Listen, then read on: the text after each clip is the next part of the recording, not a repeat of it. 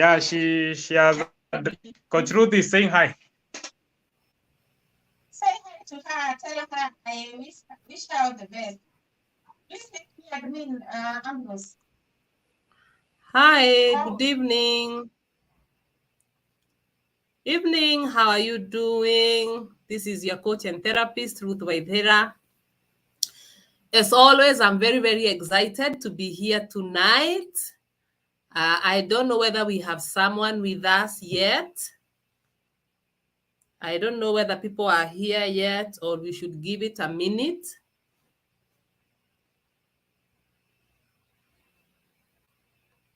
Do we have anyone with us in the studio? Who do we have?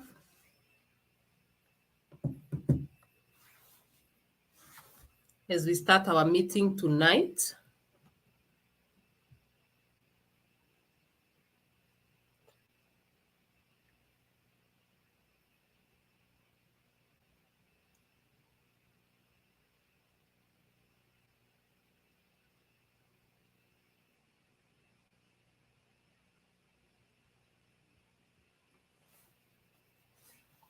Wow, thank you, Mary Stella Kongani. Thank you for being with us. Karibu sana, Carol. Welcome, welcome this evening. I'm excited to have you here. Maybe as we wait for the others as they are joining, you can tell us where you're watching us from so that we can know where we are represented and where we are presenting. Mary and Carol, you can say hi and tell us where you're watching us from, even as we wait for the others to join. This is an exciting moment as we learn together. Tell us where you're watching us from. If you're watching us and you haven't said hi, just say hi, say you are here so that we don't feel alone. And we also know who is watching with us. So like I had said, my name is Coach Ruth Waithera of the Soul Clinic. At the Soul Clinic is where we fix your pain. We help you feel good and live wholly, because living a whole life is very, very important. Because what's the point of living if you're not going to live purposefully, if you're not going to thrive, if you're not going to enjoy your life? What's the point of living? So that is what we do at the Soul Clinic, and I'm excited to see all of us here. I see McKenna Babu. McKenna, it's always a pleasure for me to see you. I love it. Thank you for watching us from Doha. Eunice Kinywa is watching from Nanyuki. Thank you, Eunice.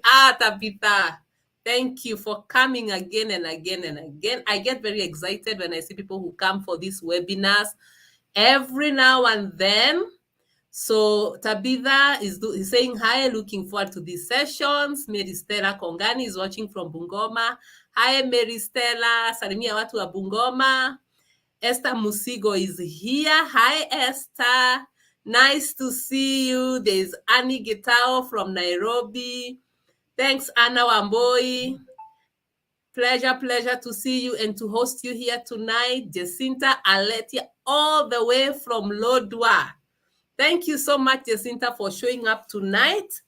And then we have Esther Musigo from Umoja. Yeah, Esther, you had said hi. She's watching us from Umoja. Lilian Chepkurui, all the way from Embu. Always a pleasure to host you, ladies. I love it when you come for these sessions where we learn together, we unlearn some stuff, we relearn some stuff, and we also learn new things. So welcome very much for tonight's session. Tonight we are going to talk about the wounded feminine. The wounded feminine. So our topic is understanding wounded femininity. And thank you for your time. I don't take it for granted that you all decide to show up here. I know there are things you could be doing with your time, but you've decided to join me tonight as we learn. Mary Stella, karibu sana. And I'll be doing everything within my power to make sure that I give you value, so that at the end of these sessions, you can actually say that this was worth it.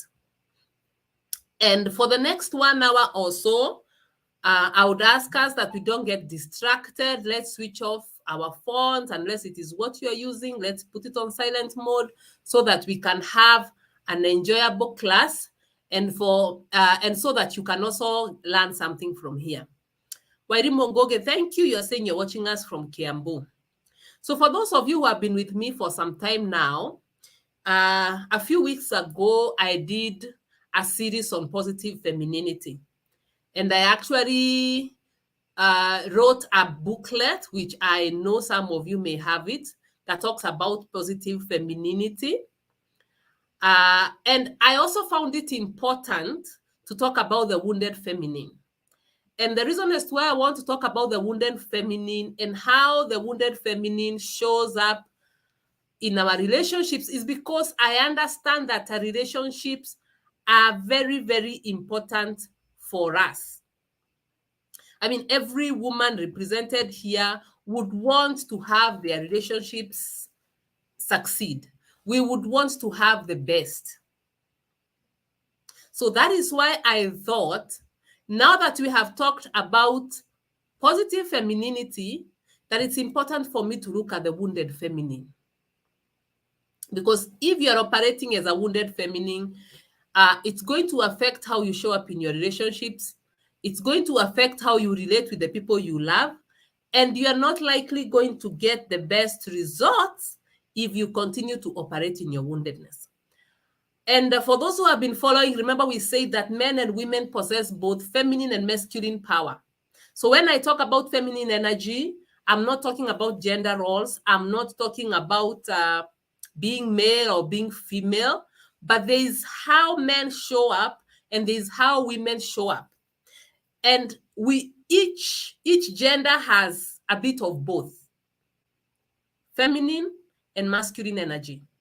So the trick is to learn how to balance these two and to operate into the energy that is supposed to be default for you.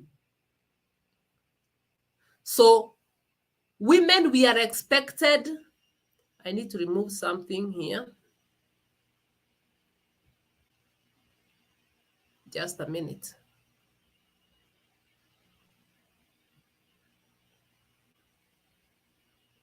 So women, we are expected to be operating in default feminine energy. And feminine energy looks like something like this.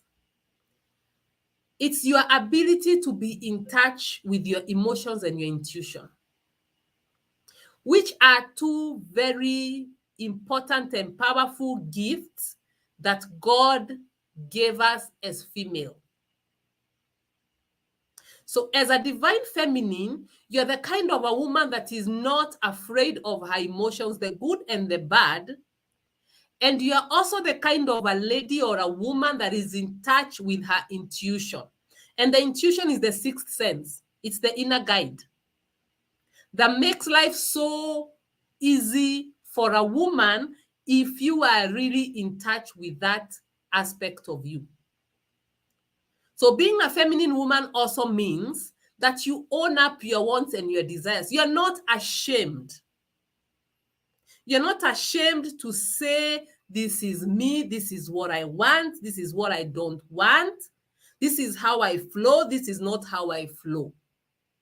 So you are able to own your wants and your desires, whether people are approving of those wants or desires or not. So it's in your ability to shamelessly follow what brings you joy and pleasure. So what is it that gives you so much joy?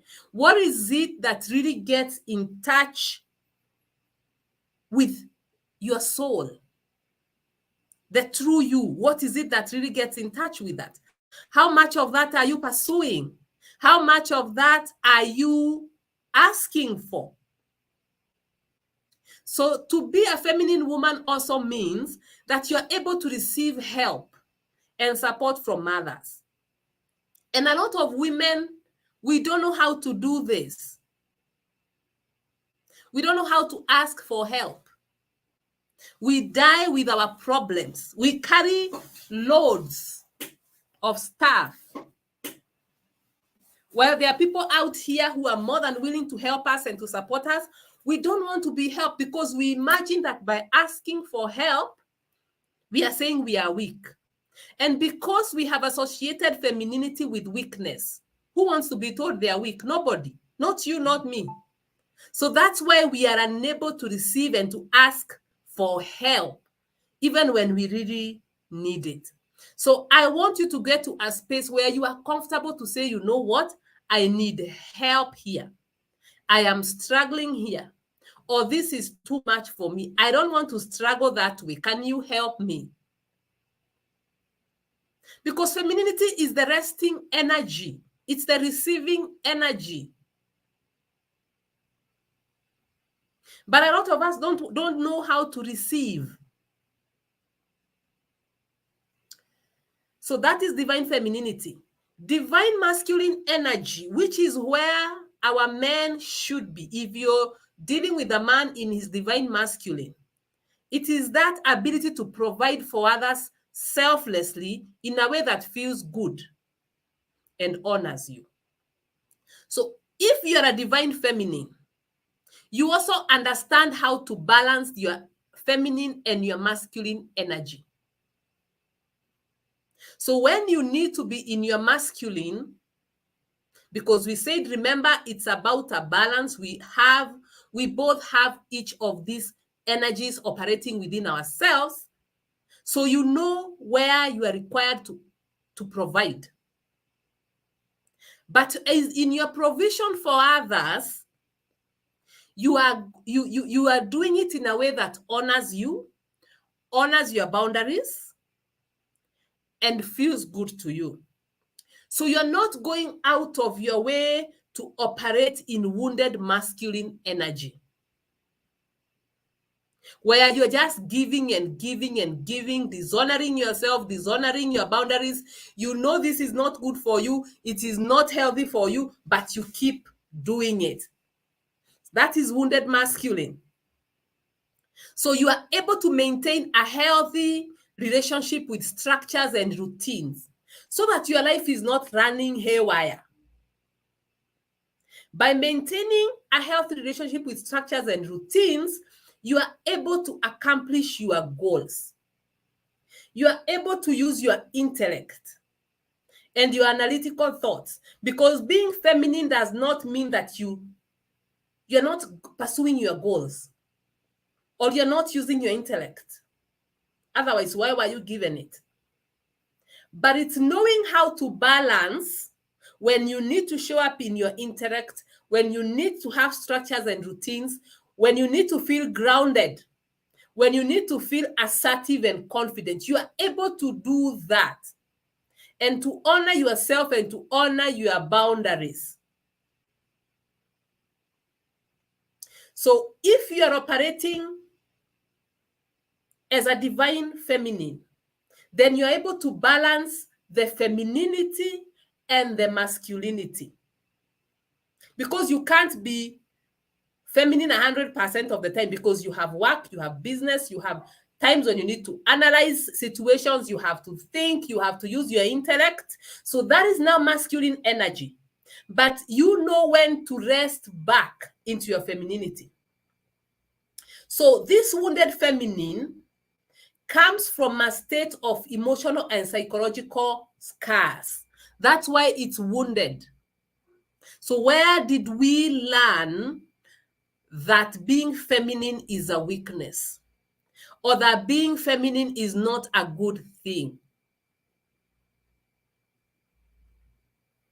How did we get there? Because a lot of us struggle to be feminine because we associate it with weakness. We have seen women being treated as weak, undesirable. So we are like, I think being a feminine is a liability. No, it is not. So where did these things come from? Societal pressures traumatic experiences, like I'm going to elaborate further as we go on, and some gender-related expectations depending on the society and the community in which you have grown in. So all that now leads to a very distorted self-image and behavioral patterns. This is what it means. You know you are a woman, and you know these are my desires. You know this is what I want to do. This is how I want to be treated. This is how I want to show up as a woman, as a feminine woman, but I can't. Because if I showed up that way, the society will bash me. I won't fit in. I won't be seen as desirable because the society expects a woman to behave this way.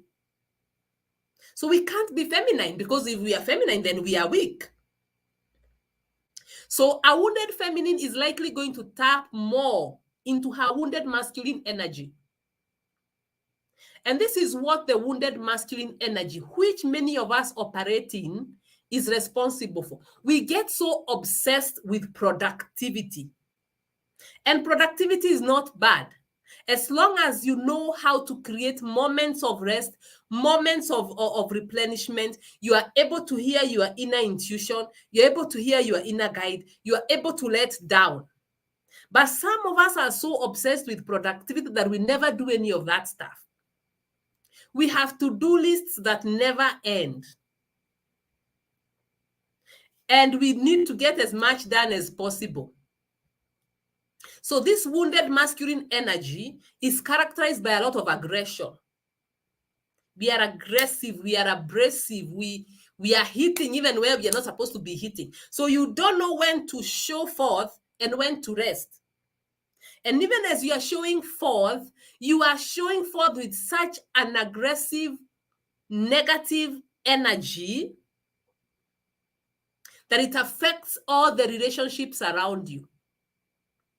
So you want to force stuff. You want to take control. That is what the aggressive masculine, wounded masculine energy looks like.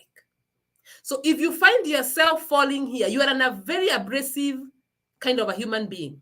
You don't know when to let down. You don't know when you're supposed to sit back and enjoy and receive from others, receive from the universe, receive from God. You don't know. All you want to do is to give, overgive. People are crashing your boundaries. You continue giving. You want to control how your children are behaving. You want to control how your spouse is behaving. You want to control everybody in the office. That is wounded masculine energy. And when you're operating in that wounded atmosphere, you are likely also to be overly needy. You don't know how to balance how much you need other people and how independent you should be, because there should be a very good balance between how dependent you are on others and how independent you should be. Both extremes are not healthy, whereby you are a completely independent person. You don't need other people. You don't need relationships. No, human beings are relational beings. But then again, you shouldn't be so needy and clingy that you become a burden to other people. So how do I balance that? How do I know when I need to do for myself, when I need other people? Where do we meet? So the wounded feminine is overly needy, overly dependent on others. They repress honest expression. Honest expression is whereby you can comfortably and easily express your displeasure, express your needs without harassing other people or being overly aggressive. So wounded feminine, they don't know how to express their needs. For example, you'll be mad. Somebody will make you very angry. And instead of saying, by the way, what you did or what you said there hurt me. I don't feel well about what you said. I don't like it. You will pout or keep quiet, such that even if someone, that is called passive aggressiveness, you are angry, you are expressing it, but you are expressing it in a way that someone can't understand. And even when they ask you, are you okay? You say, yes, I'm fine. Well, you're not. So that wounded feminine is how she expresses herself. Instead of an honest expression, she uses passive aggressiveness or being manipulative towards other people. So you manipulate other people to get what you want. So while we are operating from that wounded paradigm, it becomes very hard to be fruitful. You will always feel like something is off, even when you can't point a finger at what that thing is. You will struggle to create meaning in life. You will accomplish much because you may go out there, you are aggressive, you are accomplishing, you are hitting goals, but there will always be something that feels off. There will be a level of satisfaction and fulfillment that comes from life that you will not experience. So what causes this wounded state? One of my favorite topics, past trauma. If you have experienced abuse, neglect, or emotional wounds, and especially if those things came from people that were close to you or of the opposite gender, they are going to contribute heavily to your woundedness. And these experiences may be in the recent past, or they may be things that happened to you in childhood.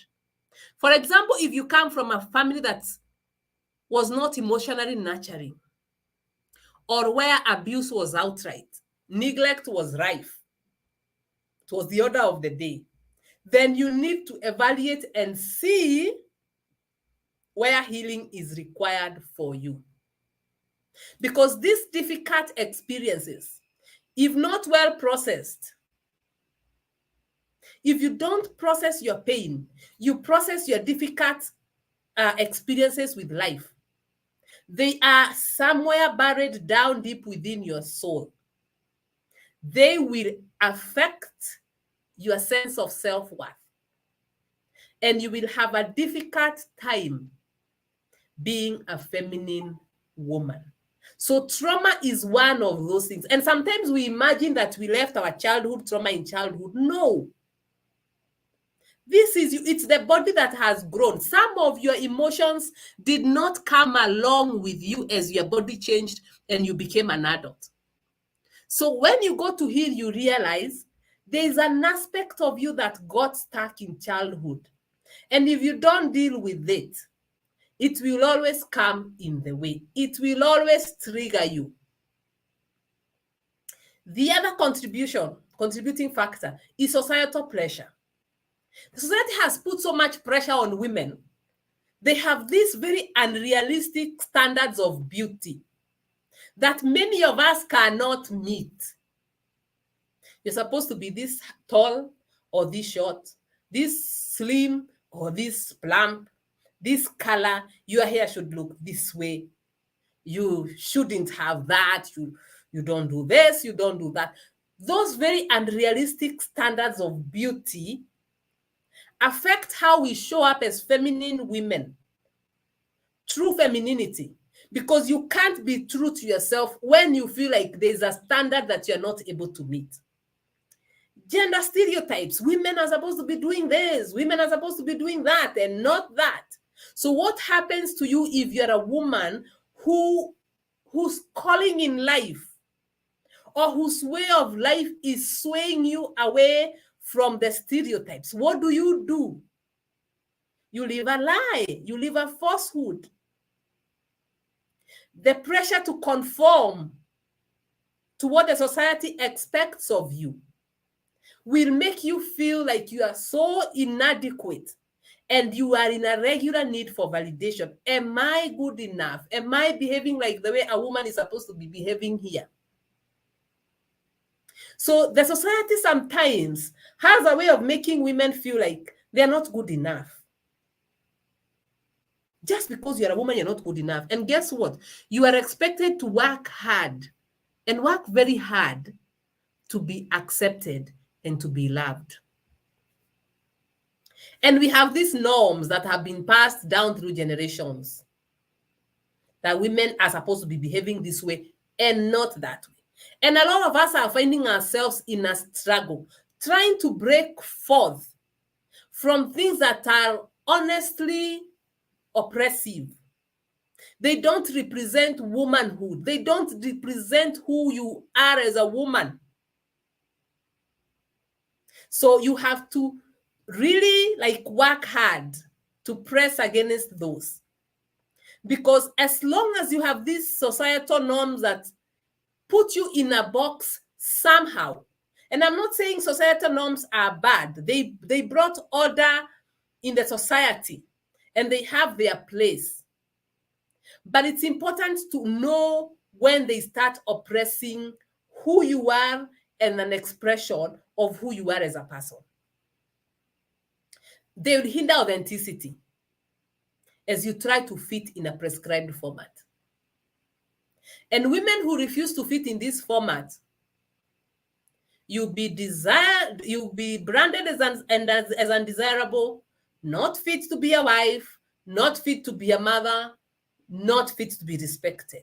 And I am not saying we go behaving antisocial. That's not what I'm talking about. I'm not talking about antisocial tendencies. I'm talking about some norms that really, when you think about them, they are curtailing the freedoms, the God-given freedoms that we are supposed to be enjoying and experiencing as women.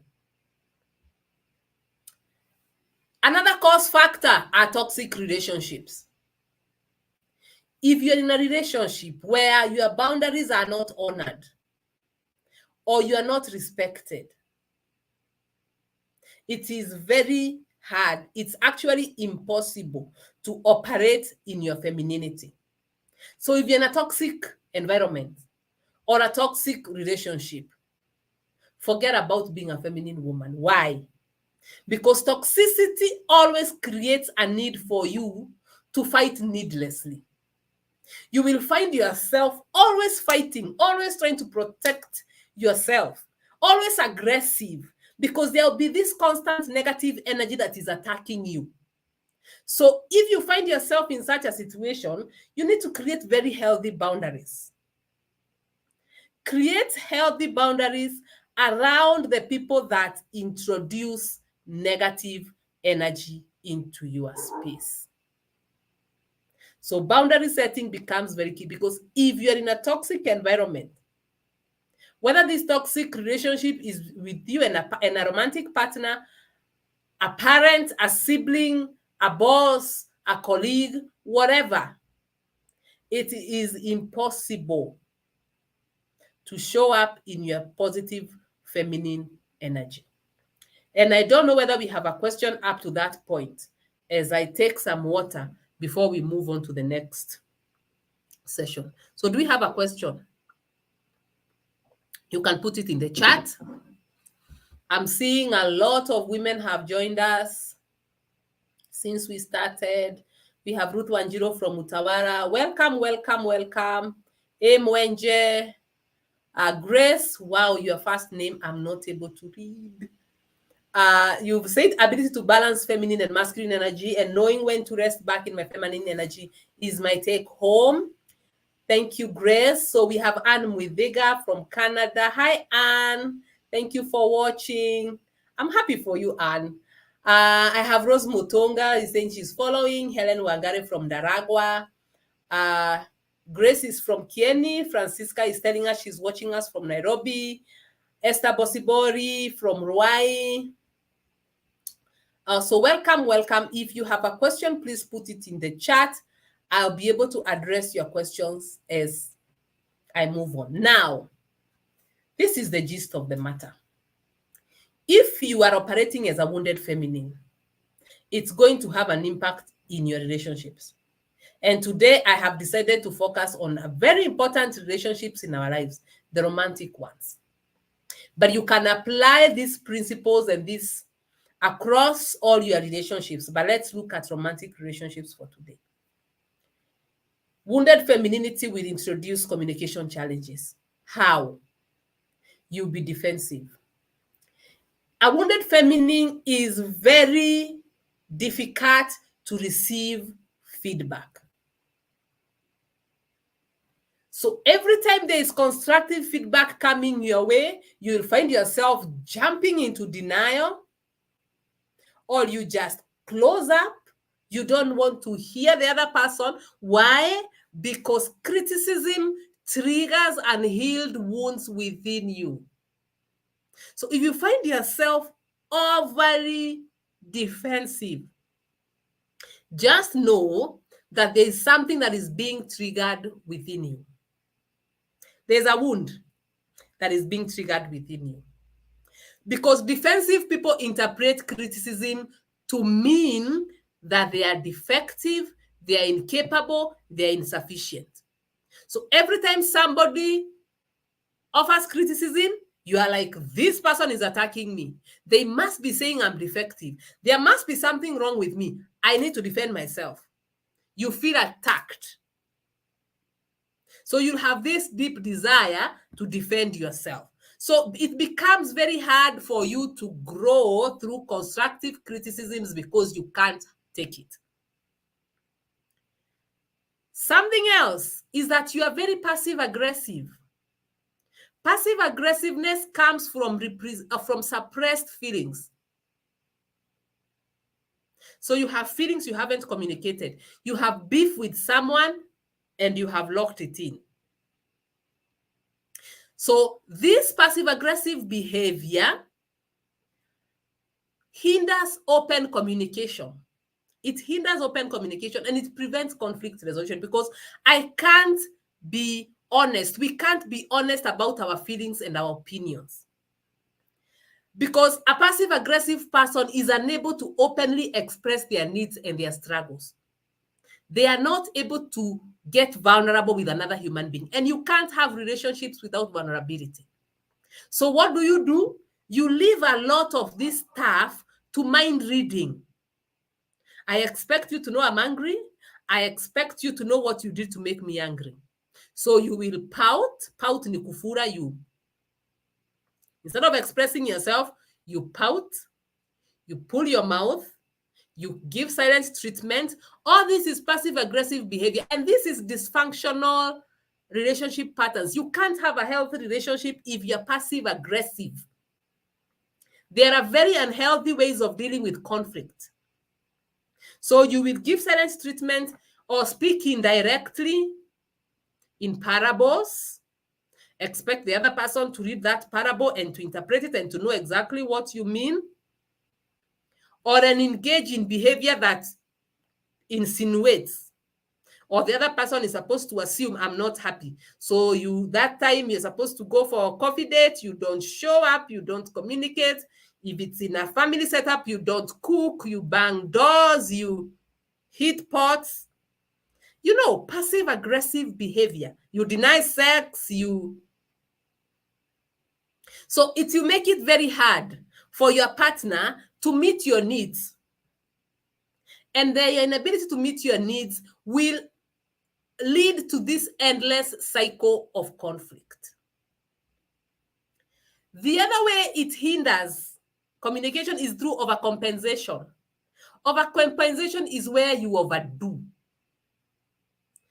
Because you are insecure, because you don't feel safe in this relationship, you overcompensate, you overdo. And the more you overdo, you give too much, you receive too little, you become resentful.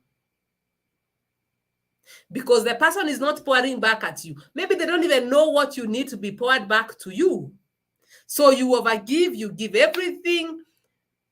You take extreme measures. When you make a mistake, a small mistake, you go overboard, trying to overcompensate for your mistake or for your weakness. And this is normally a fear-based response. It's fear-based because you are afraid of losing the other person. So you overdo.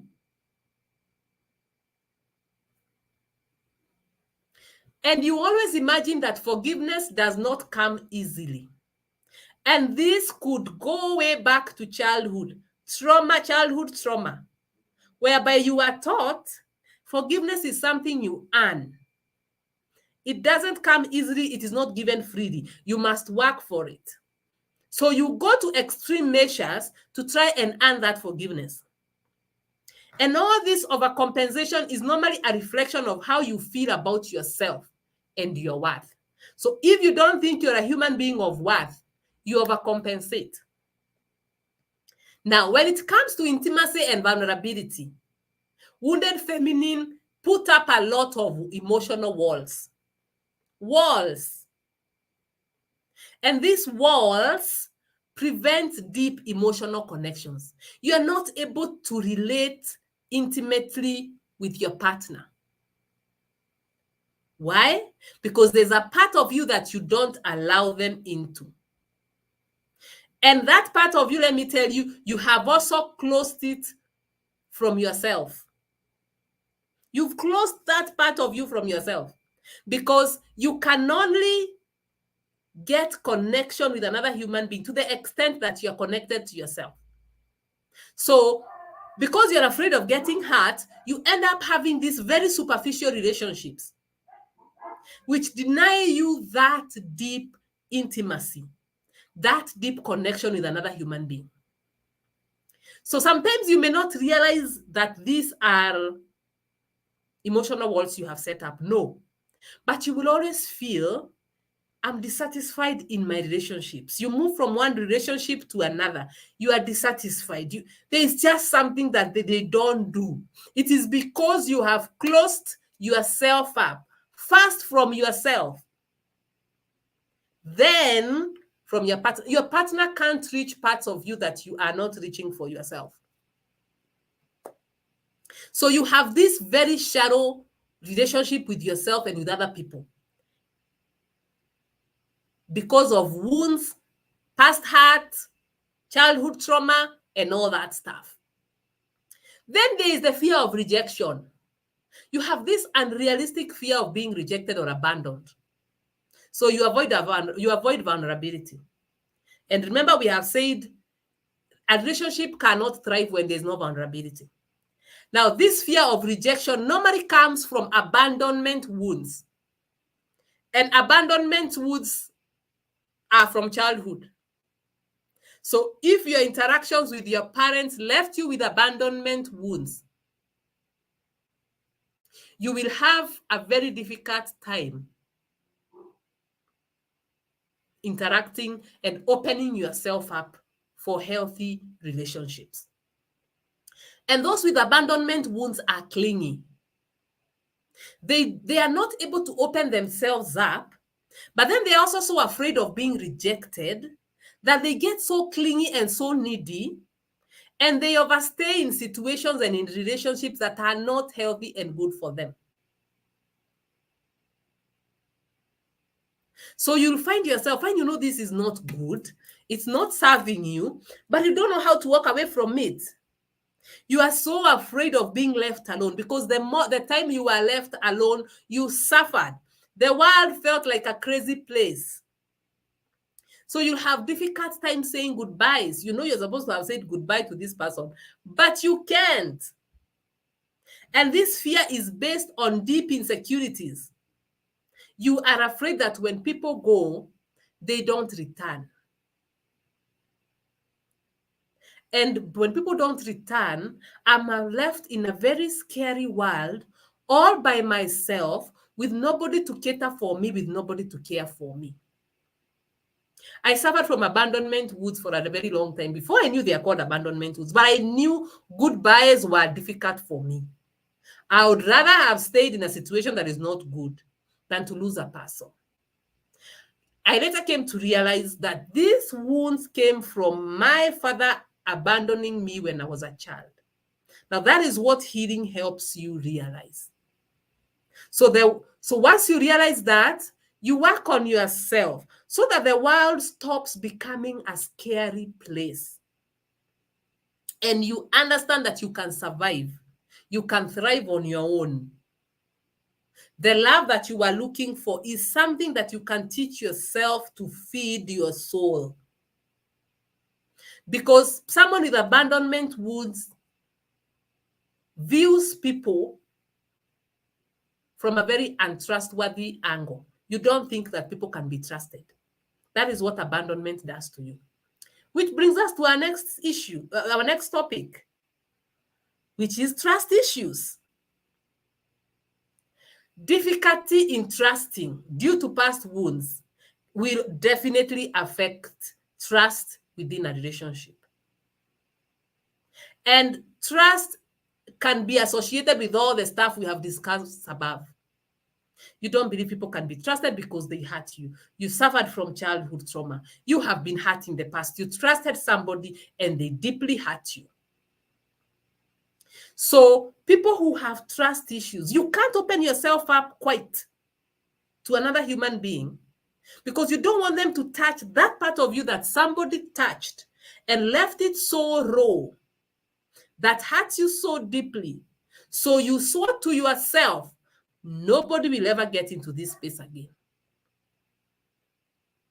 And this pain has got nothing to do with the current partner. It may have nothing to do with the current partner. But past pain, betrayal from people that were close to you in the past. So if this betrayal is not properly processed, and I love talking about processing pain, because guess what? You can never run away from pain.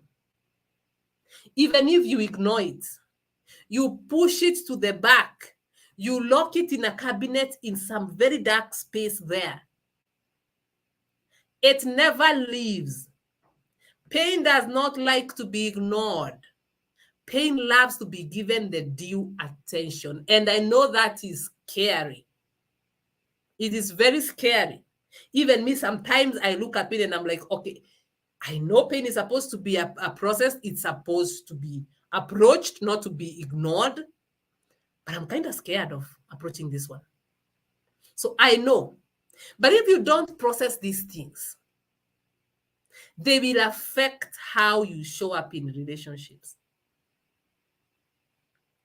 And for even you who is a victim of abuse, because abuse is one of my other very favorite topics. If you're a victim of abuse, these things that I have talked about up there, you need to evaluate yourself and see which of these factors made me a victim of abuse in the first place. Because there is something about you that attracted the abuser. And until you heal that part, and I'm not blaming you for being abused. No, no, no, no. I know the pain that comes with abuse. I would never blame you. It's got nothing to do with you. You didn't deserve it. But there's a part of you that attracted that person to you. So you need to look at it and look at it critically. So we need to process our pain. Otherwise, we end up with a very overly cautious, unnecessarily caution towards life. Wounded feminines have these very unrealistic expectations. They expect perfection from yourself or from your partner. And perfection in human beings is not possible. Human beings are not perfect. There will be human weakness. So if you're expecting perfection, you get very dissatisfied.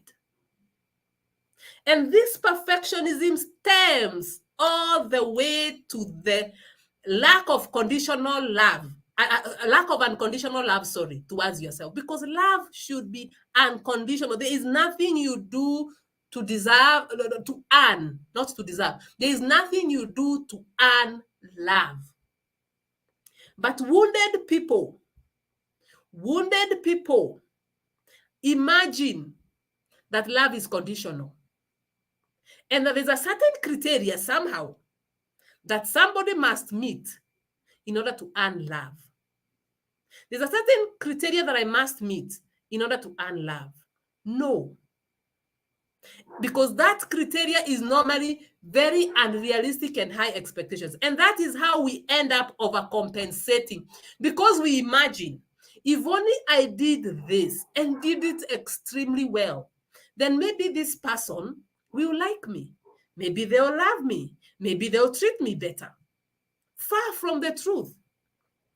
Those unrealistic expectations normally sneer at human weakness. And they set very high and realistic standards of others. And it's good to have standards, but make sure that your standards are not out of trauma and that your standards accommodate genuine human weakness. And I'm not saying your standards should accommodate abusive behavior. No, but ensure that your standards accommodate genuine human weakness for yourself first, then for others. Because unrealistic expectations are normally a way of sabotaging ourselves. We are afraid of success. So we sabotage ourselves by setting expectations we know we can't meet. We want to sabotage our relationships with others. So we set very high expectations of others so that we can say they failed. And that is why I have walked away. So don't sabotage your relationships by setting unrealistically high expectations that don't accommodate for human weakness. Wounded feminine have serious problems with boundary setting. So they won't set boundaries, so they end up feeling overwhelmed, they end up resentful, they end up losing themselves in the relationship. You get so enmeshed and entangled, you don't know where you start and where you end, where the other person and where the other person ends. That is not how relationships should be. There should be some level of independence because you are an independent, autonomous being with their own way of thinking, with their own desires and their own passions and stuff. Same to the other person.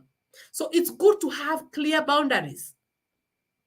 Don't say yes when you should have said no, or say no when you should have said yes, because it will cause exhaustion and resentment in your relationship. You'll end up resenting this person so hard, yet you're the one who's causing boundaries. So you carry the burdens of others. When you have poor boundaries, you carry the burdens of others at the expense of your own needs. So people who have poor boundaries abandon their own needs. They don't express their needs. They don't express their desires. They become very passive aggressive, but they carry the burdens of others. You carry the burdens of your husband.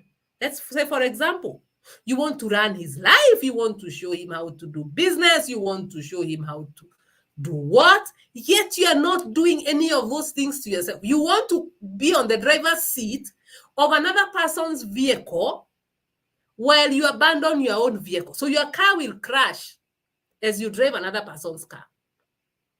You'll be shy to ask for your needs to be met. However, you will take on the needs of others. You know what the other person needs, even before they express it. You assume you know. And you make it your full-time job to meet those needs. That is not how relationships are supposed to be run. Everybody is supposed to be in charge of their life. You support one another. And you have areas where you meet. You have areas where you don't. You can't be photocopies of each other.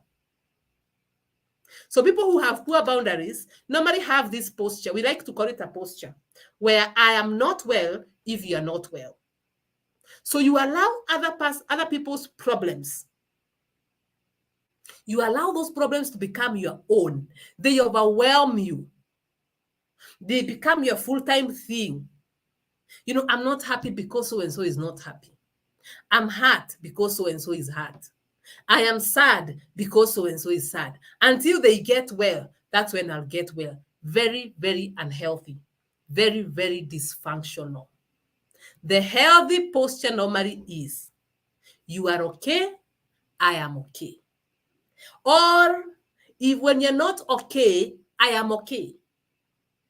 You can be okay when another person is not okay. Because from your position of okay, then you're able to support them. But if you allow yourself to be drowned in their problems, in their anger issues, in their temper issues, in their mess, you will not be able to support them the way you're supposed to support them. At this juncture, I want to look at the comments to see whether there's a question that I can address. Then we proceed.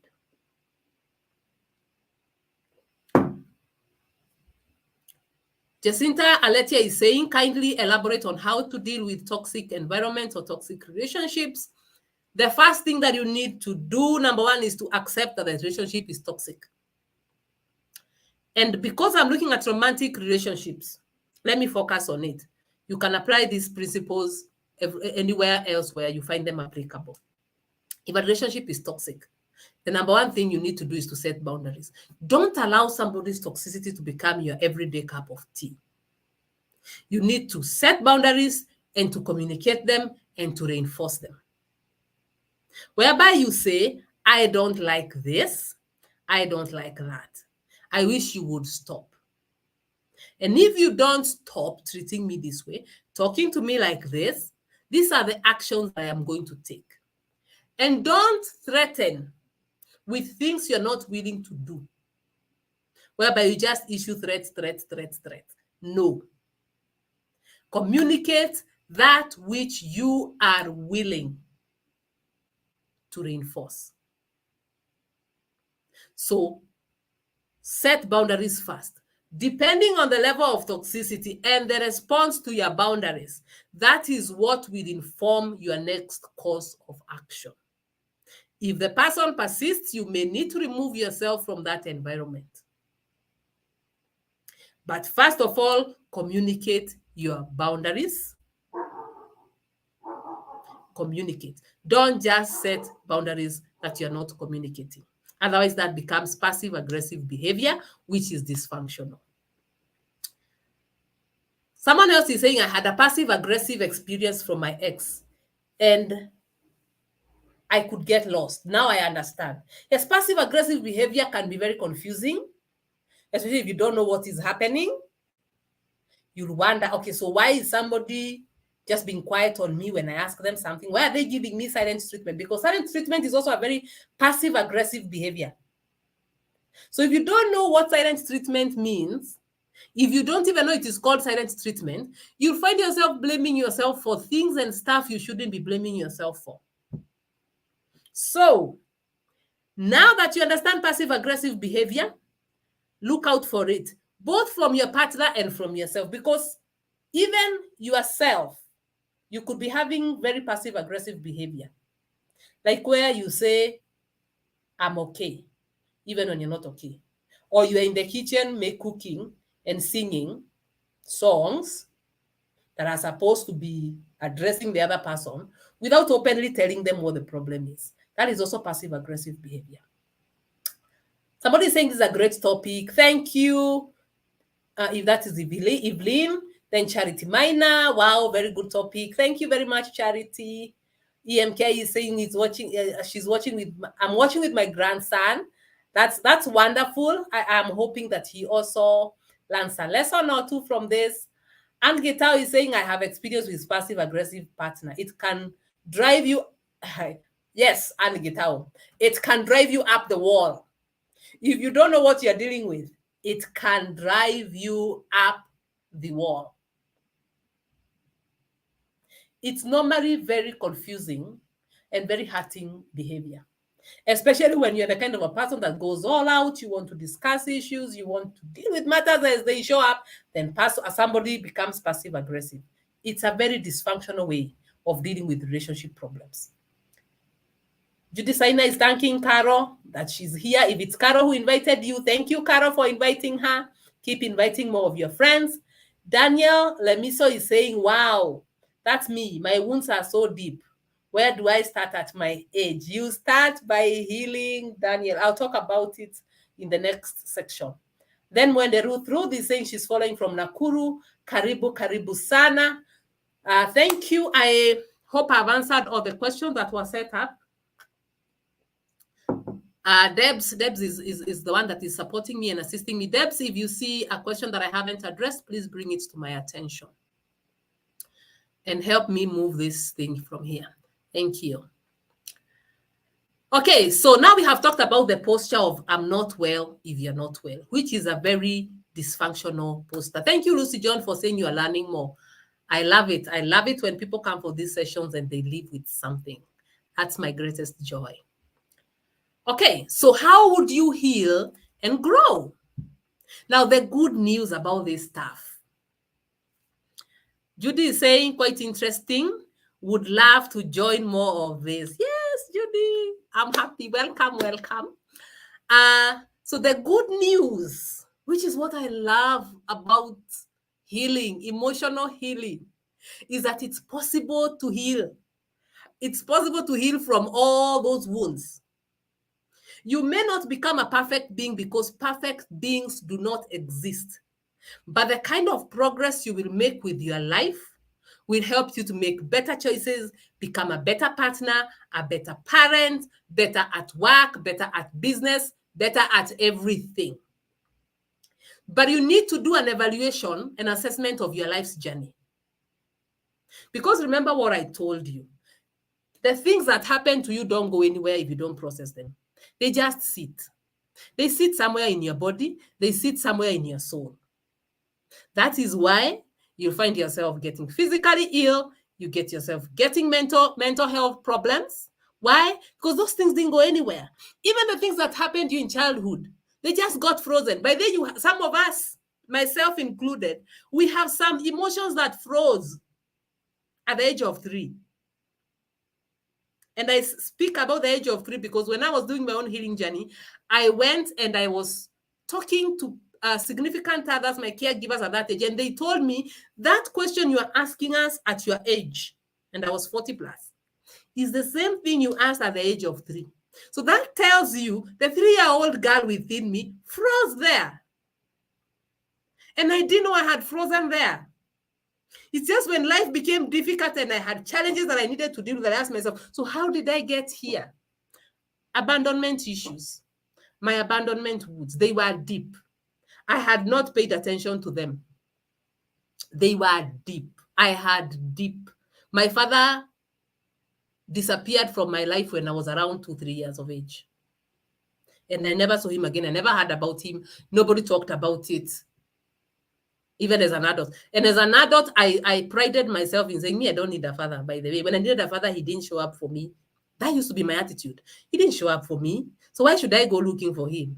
Until later on in life, I realized, damn, my growing up without fathering messed me up big time. I had to look at that aspect of my life. I had to look at it critically. Now, look, go open the door where I had locked, the cabinet where I had locked those skeletons. I had to go there for me to heal. So you may need to do that evaluation of your life's journey. So if you want me to show you how this happens, let's have this conversation. Put for me a yes in the chat as I take a sip of my tea so that I see where we are going, So anybody wants to know how we can heal from these things? Put a yes for me in the chat so that I can know we are together, or a high five.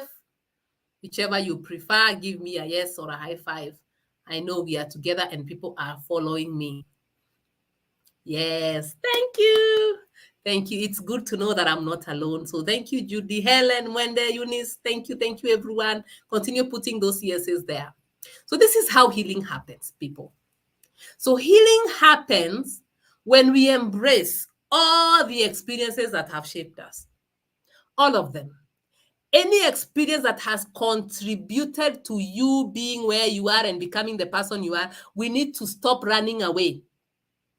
We need to stop running away from the pain that has affected us. We need to accept who we are, regardless of what we have been through. We need to accept that this was difficult, this was painful, this was not good. Somebody did not do me good. This was scary. I was scared. I was betrayed. I was abandoned. I was hurt. I was abused. I was all this stuff. You need to accept them. But then how do we do this without getting overwhelmed? Because it can be a very overwhelming experience when you don't know how to do it and when you don't know what you're dealing with. So how do we do that? So allow me to introduce you to a program that has been used by many women to heal those wounded aspects of them, and you will see what they say about the program here. So that it's their word that this stuff works. So how did they move from being wounded to become healthy? I ran a program to help you do that. It's called the Queen's Inner Circle, Reconnecting with Your Soul Journey. Because I want you to reconnect with that authentic part of you. I want you to be able to embrace the good and the bad in your life. You get comfortable in who you are as a person. I normally tell people when I dealt with my father issues, I felt grounded. I felt like my 2 feet had finally landed. My feet had finally landed on the ground. So I became this grounded human being. So this Reconnecting with Your Soul Journey is a 10-week program. It helps you deal with your trauma and woundedness from the roots. And it's an online program where participants meet once a week. So what do we do when we meet? Week 1, we do an introduction. I'll introduce you to the program, the requirements of the program, what I need you to have, the kind of attitude I need you to have, the physical stuff you need to have to be able to go through this program successfully. Then week 2 is where we do an assessment of those adverse childhood experiences and trauma, the things that have kept you chained. And you will be surprised at what you discover there. Then week 3, we want to understand, now that we know what we went through, how is it affecting us? And your healing starts once you uncover this. Once you have dealt with your mother wounds and your father wounds, that's when healing starts. You start opening yourself up to spaces you didn't even know existed within you. And all this happens in a very supportive environment because I'll be there to work with you and to support you through that process. Then week 4, we are going to embrace and process emotional pain. This is the pain that we all fear. It can be very destructive because we don't see it, we can't touch it. It's difficult to heal for many people. It's a space we don't even know exists. So I will introduce you to that space in a very safe environment, a very non-threatening environment, so that you are able to deal and to process. So we will use a unique process to soothe and to slowly heal that emotional pain. And this process will close your emotional wounds so that the past will never be a barrier, so that the past stop getting in the way of the present. So you'll be able to live a happy life and you'll be able to be peaceful. And to do that, I will introduce you to my healing practices. I have healing practices that are unique to help you process emotional pain. So week 5 and 6, we will do those healing practices 1 and 2, to help you create a safe internal environment, to nurture your soul, to soothe your pain, to deal with all the stuff that you will discover behind the scenes. After I have soothed you and we have dealt with pain, now we come and deal with anger and forgiveness. Because there are people in your life that you need to forgive. There are people you are angry about. There are people who's impacted your life in such a negative way that you need to deal. So I want you to release anger so that you unblock that path to peace, joy, and happiness. So that will be week 7. Week 8, I'll help you set boundaries and detach in a healthy way. This will help make sure that nobody takes advantage of you. You are able to stand up for yourself. You're able to express yourself. Your passive aggressiveness behavior ceases. And you're able to identify passive aggressive behavior in others and deal with it. Someone asked about how to deal with toxic environments. This is it. Then there are people you need to detach from because they are not safe. There are people that are not safe for you. You can't continue to interact with them and you rest in your femininity. It's not possible. Remember the toxic environments, we say there are people that you need to detach from, but in a very healthy way. Then week 9, we shall silence that inner critic. And this is normally a very sacred exercise because a lot of us have a very loud and very critical inner judge. This is a judge that questions everything we do and puts us in bad light. So we will put that inner judge in a coffin. Then we'll nail that coffin shut to help you live like a free being, the free being that you are. So that will be week 9. And then week 10, when we end the program, we shall debrief. I'll give you feedback, depending on your sharings and how you have taken the journey, on the next steps and the processes that you need to take to heal further. Because healing is a journey. We keep peeling the layers. So if you have already peeled layer 1, I will direct you to layer 2.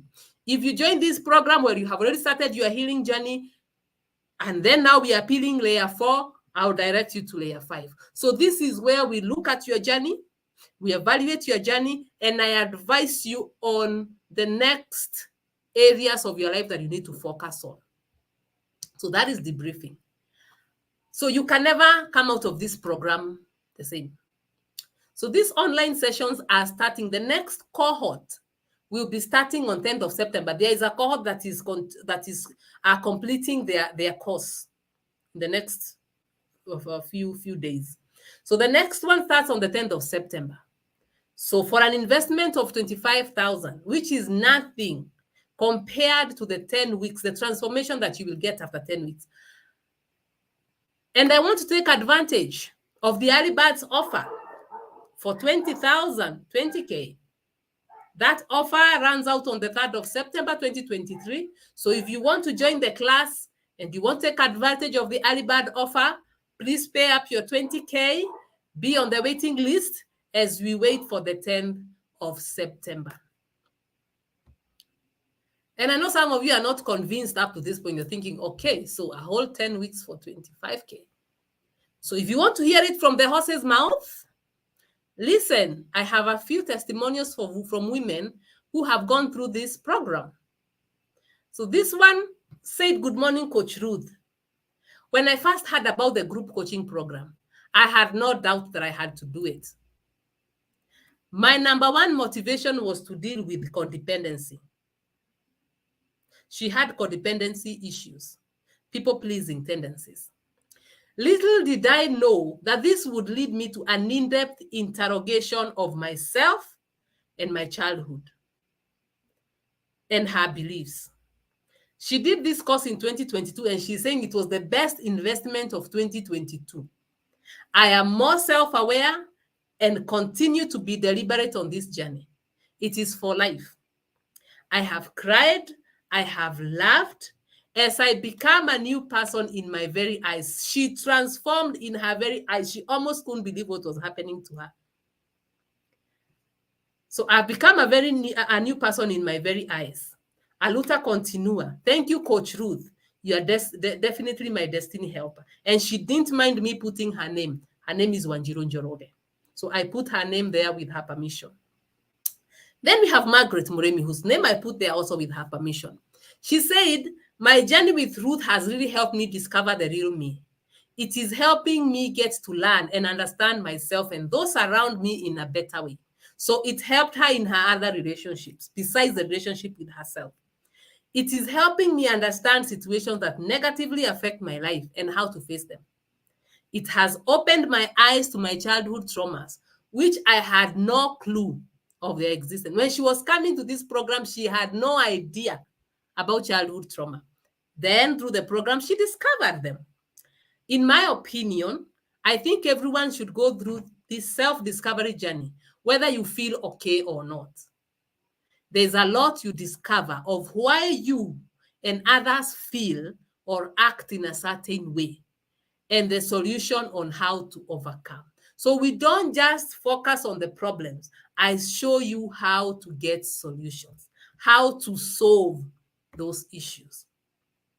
And because it is me, Coach Ruth Waithera, always having your back and wanting you to heal and heal completely, I have put bonuses to this program. This bonus is a course for victims of narcissistic abuse. It's called the Narcissistic Abuse Recovery Program. And those who know me, you know narcissistic abuse is also one of my very favorite topics. So I am giving you this course for free. It's worth 5,000. What are you going to learn in this course? How to unveil a narcissist. I want you to understand who narcissist is, how to communicate with a narcissist without losing your mind, and how to parent with a narcissist, to co-parent with a narcissist if you have children together, and how to gain closure for yourself, because a relationship with a narcissist, they'll never give you closure. So that is bonus 1. Bonus 2, which is also worth 5,000 Kenya shillings, is a masterclass that I did on hidden abuse. The abuse that is not so out there. This course shows you what hidden abuse is all about. It will show you about spiritual abuse, emotional abuse, financial abuse, sexual abuse, anything that is not physical, the tactics that abusers will use against you, the myths and the belief patterns that keep you stuck in abusive relationships. It also introduces you to why you were targeted. Why were you a target of abuse in the first place? And then introduces you to healing. So that is a bonus that is coming with this group coaching. Another bonus is my book called Hidden Abuse. This is one of my best pieces. I poured my heart into it. So hidden abuse also focuses on that abuse that is not physical, the one that people struggle to understand, the one that confuses you, the passive-aggressive behavior that you don't know exactly what is happening. Am I crazy? Or why am I the only one in pain and the other person is not in pain? So that is a bonus that will be added. And number 4, my latest, I will give you a digital copy of my book called The Positive Femininity. So as you address your wounds, this book will help you to show up as a true feminine woman. So I hope up to that point I have convinced someone as to why it is very important to join the Queen's Inner Circle. But if you're not convinced yet, let me tell you one more thing, one more testimony from another lady. This one participated. This is what she had to say. And I love this one because you will hear for yourself. She said this has been an amazing experience. The class started with profound words that I thought were just too deep. These are the words that start the program. That in order to love who you are, you cannot hate the experiences that shaped you. By Andrea, a person called Andrea, that other name I'm not able to read. And when she was starting the program, she couldn't stop thinking about the words. And then she thought that, lucky me, I love all my experiences. She thought she was in touch with all her experiences. And it wasn't until week 9, when we were doing the silencing the inner critic, we were made to bring our childhood photos and share what we saw in the child. I saw fear, insecurity, and social anxiety, shyness, shame, etc. Everything I had worked so hard to overcome and to separate myself from. She was trying to separate herself from her inner child.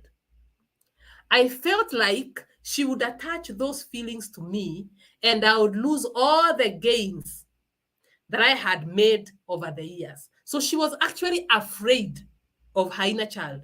She was afraid of the 5-year-old girl that she saw in that picture. She was afraid of her. And that's when the words of Andrea came to me. And I was like, oh my God. What I didn't know is for as long as I was running away from that child, because she was running away from her early childhood experiences, others experienced me as inauthentic. Because of this issue, that running away, I was overcompensating as being abrasive. She had a very abrasive personality in some ways, yet not expressing myself with conviction. So she had passive aggressive behavior. She was not able to express her needs. So she came out as a fake. Those are her words. After doing some inner child work, I'm learning to love and embrace that 6-year-old. I'm no longer afraid of her. As a result, the feedback that I'm now getting at work is that of a very confident lady. So the moment she dealt with her childhood trauma, her work presentations improved. After a presentation just recently, my boss said, "That's a very spirited, convincing argument. We need more of that." So you can imagine it's her boss that's applauding her healing. The boss doesn't know she has been through a healing program, but she comes out more confident, more convincing. May actually earn her a promotion. So once the boss said that, she says, "I've accepted the experiences that formed me as part of who I am." Other developments, she had a lot to share. She says, "I have stood up to corporate bullies." Read bad boss. She's been able to stand up to a bad boss and to set boundaries. "I have set boundaries with my family members who thought they would walk all over me. My motto with those family members is, I am done being the bigger person." Now she's ready to focus on her needs. And she adds by saying that sometimes you don't know what ails you. You don't know that you are standing in your own way. "I am so glad that I attended the program on adverse childhood experiences. It's worth every penny and time. It's one of the best decisions I have ever made in my life." The healing journey is mind-blowing. So that is a testimony from a lady who has attended this program. It has completely revolutionized her life. Note, she was very afraid of her younger version, the 6-year-old her. She was afraid of her. So this could be a testimonial in the next few weeks. So I want to encourage you to reserve your spot. Let's start reserving our spots. Let's start our healing journey with 15 other women, because this program does not work well with a crowd. So once the 15 women are in, you will not be able to be a part of this, at least for now. So if you want to reserve your spot, make your payment through the pay bill numbers that I have put there, 522, 522, or 523. Account number 603 1621. Grab the early bird offer of 20,000, which expires on the 3rd. Because after the 3rd, it shall go to 25,000. So if you want to be part of this program, please start booking your slot, because we are starting our next cohort on the 10th of September. I don't know whether you have a question up to that point. Do we have questions? Is somebody still with me? Let me see whether I have questions in the chat that I have not. Deb, you can assist me to see whether there are questions.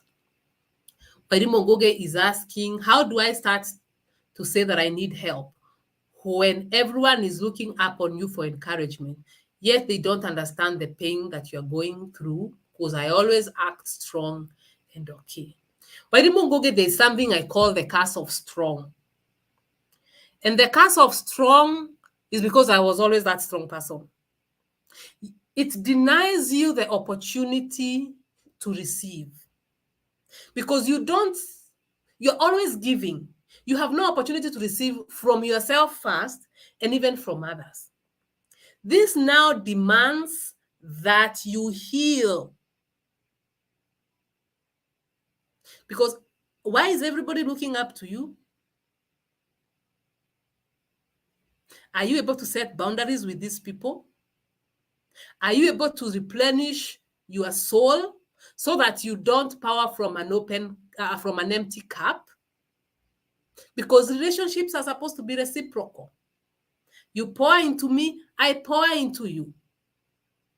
You can't be the only one that is pouring all the time. Where did you learn that from? Is it possible that you have people-pleasing tendencies? Who taught you? Who told you that a woman gives and gives and gives and gives and never receives anything in return? So those are areas that you may need to focus and to look into. And stop acting strong. Every human being has limits. So learn how to set your boundaries and to put your limits. I'm scrolling through. Caroline is saying, tell us more on childhood traumas. Most of us are stuck in our past and don't know. Yes, most of us are stuck. We have frozen emotions that could go back all the way, maybe even to before birth. You know, the prenatal experiences. And unless you deal with them, because that is how you got introduced into the world. Those first experiences are very, very important for someone. And those are the experiences that we're going to look into deeply into the program, because we can't exhaust it here. I'll give you exercises to do, to evaluate your life, to go backwards, to see where you could be stuck at, to see what emotions dominate your space, the ones that you need to look into. That is what we are going to do when you join the program. So if you want to be able to assess your childhood traumas, Carol, please welcome to the program. This is where we shall go through it in depth. Judy is saying, I expected my experiences and my healing worked well. Yes, Judy, one of the major steps to healing is acceptance. You can't heal from something you haven't accepted. It doesn't work that way. So if you want to heal from something, you must look at its query in all its truth. You must look at it in all its truth, accept it in all its difficulty and in all the pain it presents. Then healing happens. One of my favorite mantras is, you cannot heal in the absence of truth.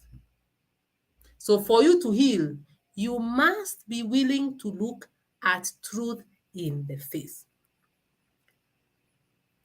Another question, do you have one-on-one sessions? Yes, Waidi Mongoge. If you want to contact me about my one-on-one sessions, Debs, you can put in the chat my phone number. So if somebody wants to contact me on one-on-one sessions, we can do that. So yes, I do one-on-one sessions.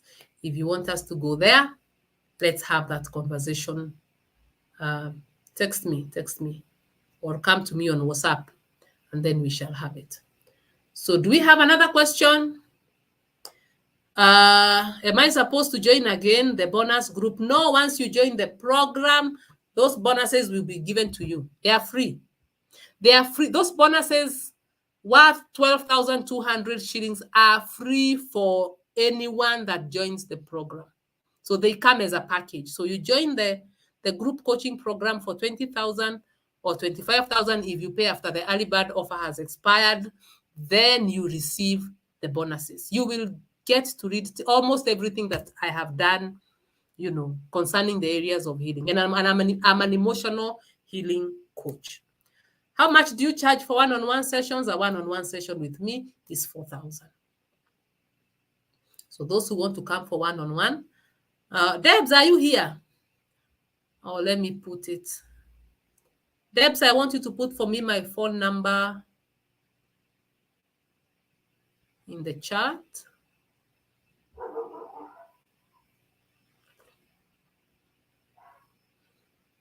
Looks like Debs has left.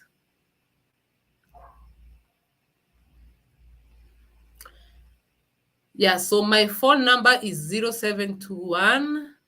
I hope you have somewhere to write. 0721 96. Yes, thank you. Thank you, Debs. So my phone number is there in the comments.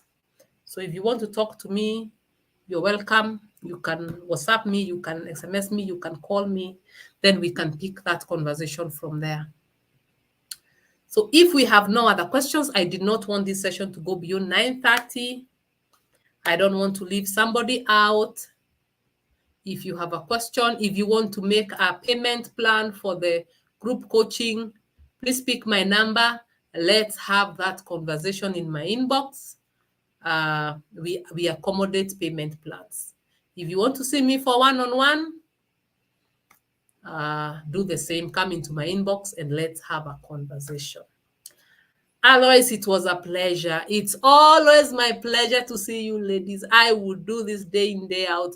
I want to see women healing. I want to see women thriving. I want to see us, live the better versions of us. I want to see you lead a better life than your mother, a better life than your grandmother, we are living in this age. This is our moment.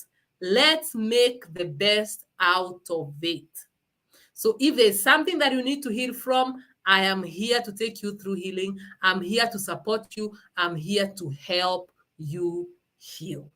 So keep this video is available on YouTube. So if you want to keep rewatching it, the same link that we shared for you to join is the same link. You just need to click on it and share it with your friends, share it with your sisters, share it with your mother, share it with whichever lady you think would benefit from the information that we have shared here tonight.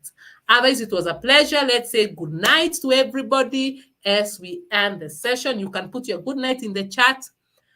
Enjoy your weekend. Have a blessed Sunday and see you in the Queen's Inner Circle. Thank you. So let's say our good night and disappear.